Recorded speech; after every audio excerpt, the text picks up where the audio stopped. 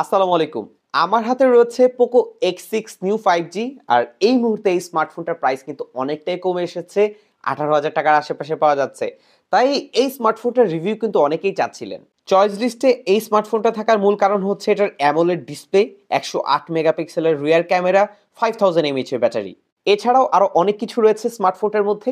ভালো খারাপ সবকিছু নিয়ে আজকের ভিডিওতে A to Z সবকিছুই আলোচনা করব। তবে আপনারা যারা এই স্মার্টফোনটা একটা আকর্ষণীয় প্রাইস মূল্যে পারচেজ করতে চাচ্ছেন, তারা কিন্তু রাকিব ইলেকট্রনিক্সের সাথে যোগাযোগ রাখতে পারেন।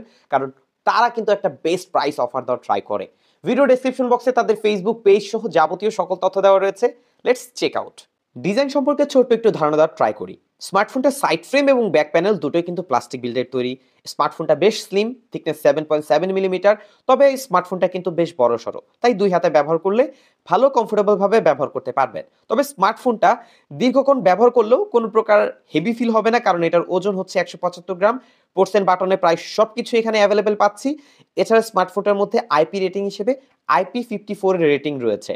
পাশাপাশি যে কালারগুলো স্মার্টফোনটার মধ্যে দেখতে পেলাম, আই হোপ আপনার পছন্দ হয়ে যাবে। তবে এই যে ক্যামেরা বাম্পের স্টাইল, সেটা নিয়ে অনেকের মিশ্র প্রতিক্রিয়া রয়েছে। অনেকে বলছিল এই ক্যামেরা বাম্পের স্টাইল তাদের কাছে ভালো লেগেছে, আবার অনেকে বলছিল একদমই ভালো লাগেনি। তবে আমার কাছে এটি এভারেজ ছিল, মানে মোটামুটি ঠিকঠাক বলা যায়। একদম যে মিনিমাল করেছে তাও না, আবার একদম যে গর্জিয়াস করে তুলেছে তাও কিন্তু না। এই ডিসপ্লেটা এই দাম বিবেচনায় বেশ কিছুটাই এগিয়ে থাকবে, কারণ এখানে একটা অ্যামোলেড ডিসপ্লে অফার করা হয়েছে।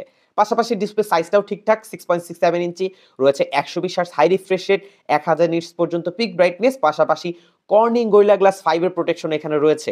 ডিসপ্লে সেকশনের প্রধান ঝামেলাটা হচ্ছে এই অ্যামোলেড ডিসপ্লেতে কোনো প্রকার ইন ডিসপ্লে ফিঙ্গারপ্রিন্ট সেন্সর ব্যবহার করা হয়নি, যা এই স্মার্টফোনটাতে থাকলে আরো বেটার হতো। তবে এটা যে সাইড মাউন্টেন ফিঙ্গারপ্রিন্ট সেন্সর রয়েছে, এটা এখন পর্যন্ত বেশ ফাস্ট এবং অ্যাকুরেটলি স্মার্টফোনটাকে আনলক করতে পারছে। 1080x2400 রেজলিউশনের পাশাপাশি 395 পিপিআই পাচ্ছি, তাই কন্টেন্ট এবং ডিসপ্লে ওভারঅল ইউজার এক্সপিরিয়েন্সে বেশ শার্প এবং ডিটেল একটা ভিউইং এক্সপিরিয়েন্স কিন্তু প্রোভাইড করছিল। পাশাপাশি ইউটিউবে কন্টেন্ট দেখেছি 2K 30fps পর্যন্ত, ওয়াইড ওয়ান L1 সাপোর্ট থাকায় ওটিটি প্ল্যাটফর্মগুলোতে হাই রেজলিউশন ভিডিও দেখা যাবে। HDR সাপোর্ট রয়েছে, 1000 নিটস পর্যন্ত পিক ব্রাইটনেস পাচ্ছি, তাই আউটডোরে কিন্তু দেখতে তেমন একটা প্রবলেম হচ্ছিল না। পাশাপাশি চারদিকে চিন এবং ব্যাজেল এরিয়া, সেটাও কিন্তু ঠিকঠাক বলতে পারি। এবং এটার যে হ্যাপটিক ফিডব্যাক, টাচ রেসপন্স, এই ক্ষেত্রেও কিন্তু এখন পর্যন্ত কোনো প্রকার মিস টাচ এবং লেটেন্সি কিন্তু দেখতে পাইনি। এই স্লিম স্মার্টফোনের মধ্যে পোকো অফার করছে 5000 এমএএইচ ব্যাটারি, এবং এটাকে পাওয়ার আপ করার জন্য বক্সে কিন্তু 33 ওয়াটের চার্জার প্রোভাইড করা হয়েছে, যা দিয়ে অলমোস্ট 1 ঘন্টা 10 মিনিটের মধ্যে আপনি 0 to 100% চার্জ করতে পারছেন। স্মার্টফোনটার মধ্যে একটি কোয়ালিটিফুল ব্যাক কভার প্রোভাইড করা হয়েছে, কিছু কাগজপত্র পাবেন, একটি SIM ejector pin, type A to type C charging ক্যাবেলও রয়েছে। পাশাপাশি স্মার্টফোনটার মধ্যে আপডেট আসার পরও এটার চার্জিং ব্যাকআপ আমার কাছে ঠিকঠাকই মনে হয়েছে, কারণ নর্মালি স্মার্টফোনটা দিয়ে যদি সোশ্যাল মিডিয়া ব্যবহার করেন, হালকা পাতলা গেম টেম খেলেন, তারপরেও এটা 7 থেকে 8 ঘন্টার মতো একটা স্ক্রিন অন টাইম দিতে পারবে। এবং গেম যদি খেলেন সেই ক্ষেত্রেও 4.5 ঘন্টা প্লাস স্ক্রিন অন টাইম দিতে পারবে। এছাড়া স্মার্টফোনটার মধ্যে আমরা কিন্তু 60 হার্টজে ব্যবহার করেছিলাম এবং 120 হার্টজে ব্যবহার করেছিলাম। মনে হয়েছে অনায়াসে নরমাল ইউজারকে প্রায় একদিন ব্যাটারি ব্যাকআপ দিতে পারবে। এখন আলোচনা করব এই স্মার্টফোনটার পারফরমেন্স সেকশন নিয়ে। তার আগে একটু বলে রাখি, স্মার্টফোনটা কিন্তু বর্তমানে আপডেট হয়েছে, মানে MIUI 14 থেকে আপডেট হয়ে কিন্তু এই মুহূর্তে HyperOS 1 এর আপডেট রয়েছে। পাশাপাশি পূর্বেই তারা ক্লেম করেছে তারা এই স্মার্টফোনটা কিন্তু 2 বছর পর্যন্ত অপারেটিং সিস্টেম আপডেট দিবে এবং 3 বছর পর্যন্ত কিন্তু সিকিউরিটি প্যাচ আপডেট দিবে। এখন এই ইউআইতে দুইটা ঝামেলা রয়েছে। এক হচ্ছে এটার মধ্যে প্রচুর প্রিইনস্টল অ্যাপ দেখতে পাবেন, যা আপনাকে কষ্ট করে আনইনস্টল করে নিতে হবে, আর কিছু জায়গায় কিন্তু অ্যাডও শো করছিল। তবে আপডেটে কখন কি হয় এটা কিন্তু বলা যায় না।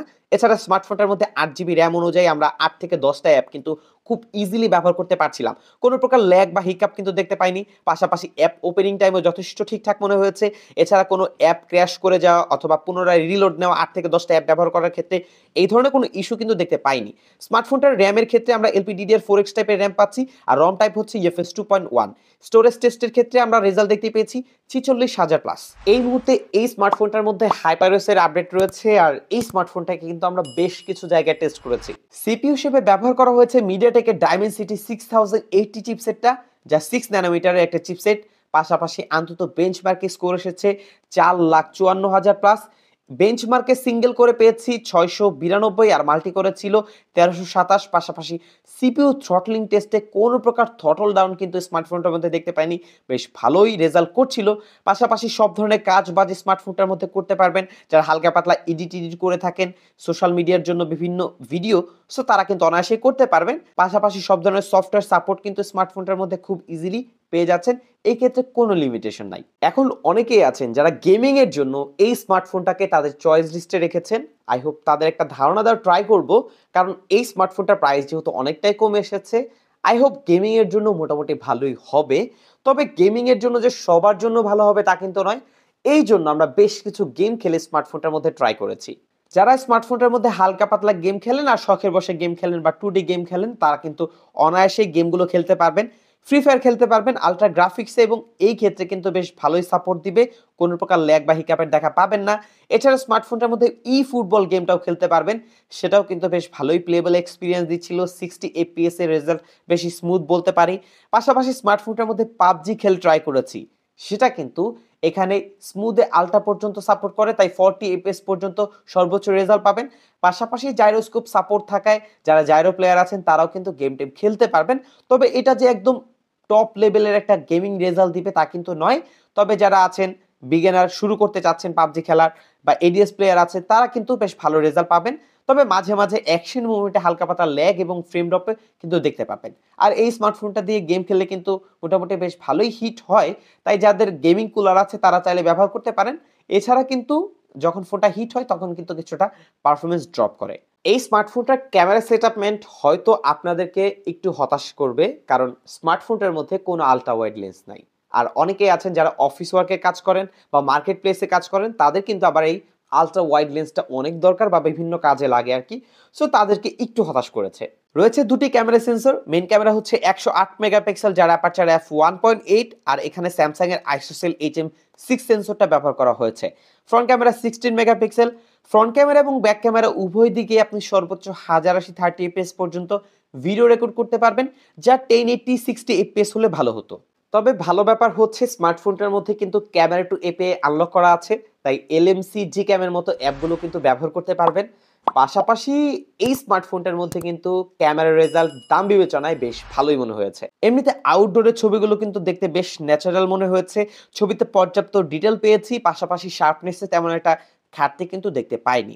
পাশাপাশি স্মার্টফোনটার মধ্যে অতিরিক্ত কালার বা পাঞ্চিনেস, স্যাচুরেশন, এই সকল কিন্তু বিষয়গুলো বুস্ট করছিল না, তাই যারা ন্যাচারাল পিকচার পছন্দ করেন তাদের কাছে বিষয়টা ভালো লাগবে। অন্যদিকে এজ ডিটেকশন আরেকটু বেটার রেজাল্ট করলে ভালো হতো। পাশাপাশি শ্যাডো এরিয়াগুলো মোটামুটি ব্রাইট করে দিচ্ছিল। তবে কিছু কিছু জায়গায় কিন্তু এক্সপোজারের ওভার এক্সপোজার ব্যালেন্স দেখতে পেয়েছি, তাই এটা যদি আরেকটু বেটার ব্যালেন্স করতো সেই ক্ষেত্রে কিন্তু রেজাল্ট আরও ভালো আসতো। এছাড়া স্মার্টফোনটার লো লাইটে হালকা পাতলা নয়েজ এবং গেনের দেখা পাবেন। এছাড়া এই স্মার্টফোনটার ফ্রন্ট ক্যামেরা থেকেও আউটডোরে মোটামুটি ন্যাচারাল রেজাল্ট পাচ্ছিলাম। ডিটেলস মোটামুটি ভালোই ছিল, শার্পনেসে তেমন একটা ঘাটতি ছিল না। এইচডিআরটা আরেকটু বেটার ব্যালেন্স করলে দেখতে আরো ভালো লাগতো। পোর্ট্রেটের ছবিগুলো মোটামুটি কাজ চালানোর মতোই আছে, তবে লো লাইটে আসলে একটু সফটনেস বাড়বে। এই ক্ষেত্রে এইচ ডিরেকশনের ছবি তুললে রেজাল্ট এতটা ভালো আসে না, তবে কাজ চালানো যায় আর কি। পাশাপাশি স্মার্টফোনটা আপডেট দেওয়ার পরও এই স্মার্টফোনটার নেটওয়ার্ক এবং কানেক্টিভিটিতে কোনো প্রবলেম পাইনি, মোটামুটি সবকিছুই ঠিকঠাক। তবে স্মার্টফোনের মধ্যে কিন্তু কোনো প্রকার NFC সুবিধা পাচ্ছেন না।